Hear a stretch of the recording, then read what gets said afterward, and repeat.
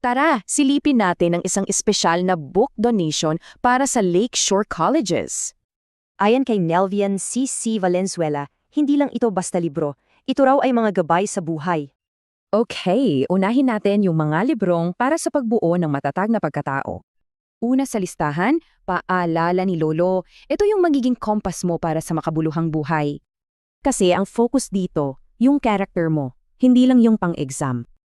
Ang mga aral, disiplina, pamilya, at yung tamang asal. Yung mga basic pero pinaka-importante.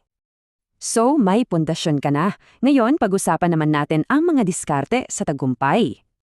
Dito sa The Art of Smart Tactics, matututo kang mag-isip at mag-strategize. Game changer to. Mahalaga to sa school, sa trabaho, basically sa totoong buhay.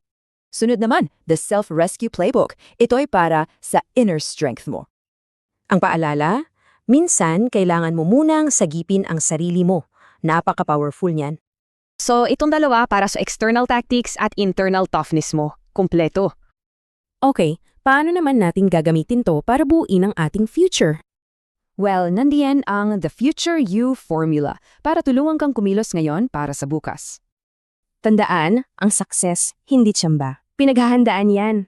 Yung huling libro mukhang specific, pero yung aral para sa lahat. Mga prinsipyo to ng responsibilidad, situational awareness, at leadership. Universal yan. So anong big picture dito? Paano nagkukonekta ang lahat? Simple lang. Suportado nito ang misyon ng Lakeshore Colleges. Swak na swak sa core values nila, kaalaman, karakter, serbisyo at kahusayan. Dahil ang goal, hindi lang pumasa sa exam, kundi magtagumpay sa buhay.